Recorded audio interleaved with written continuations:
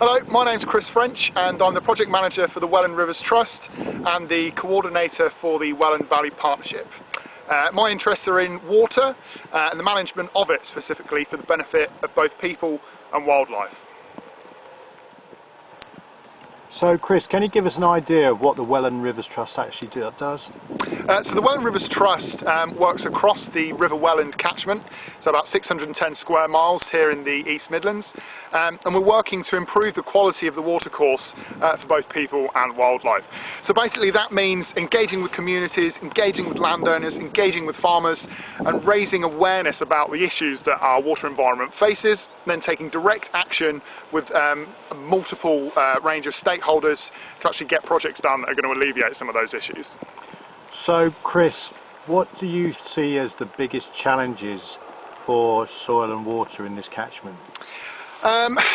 The River Welland catchment is pretty typical of lowland English river systems in that it suffers from the legacy of historical management and modification, both for land drainage and for managing flood risk as well. So the result today is a river that in places is deep, it's sluggish, it's been straightened, it's had all of the natural variation removed from it. All of those places that wildlife like to live have been largely lost. So some of the projects that we do try and reinstate some of those natural features, but also reinstate the natural processes that will allow those features to come back on their own. So some of our challenges around watercourses are probably linked to some of the farming we've been doing. In this new era of public money for public goods, how do you see environmental land managing helping our watercourses? I think it represents the single biggest opportunity to improve the water environment that we've had for multiple generations. What I think ELMS will do is allow farmers to be rewarded for some of the great work that they're already doing. We see farmers and landowners as integral to improving the water environment. Here, for example, we've got a leaky dam that's been installed across what for most of the year is a pretty tiny little watercourse, but in the winter it really has some quite large flows come down it.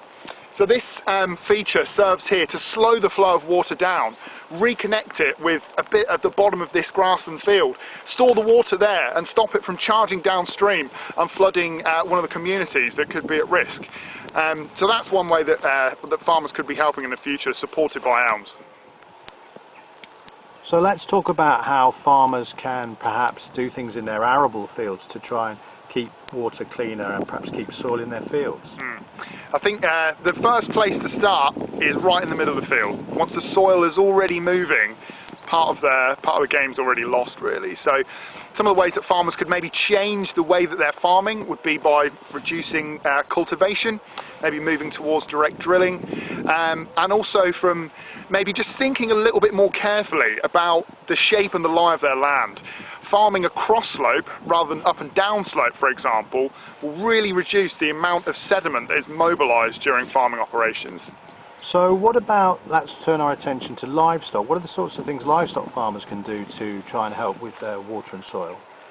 So livestock, they look like they're a little bit of a less intensive feature on the land. However, in large numbers, livestock entering watercourses can be quite a bad thing. So the Environment Agency's Farming for Water rules that came in April 2018 dictated that wherever possible, livestock should not be allowed to enter a watercourse. So things that could be done in livestock fields, fencing, drinkers that are installed that are caged with a hard bottom on will stop livestock from getting up and down the watercourse, from urinating in it, but also stopping them from eating the vegetation that some of our native wetland wildlife likes to live on. So Chris, it seems quite appropriate that on a wet, rainy day in September we're talking about water and soil. We're both getting wet, yeah. And really you've done a sterling job. Thank you very much. Thank you.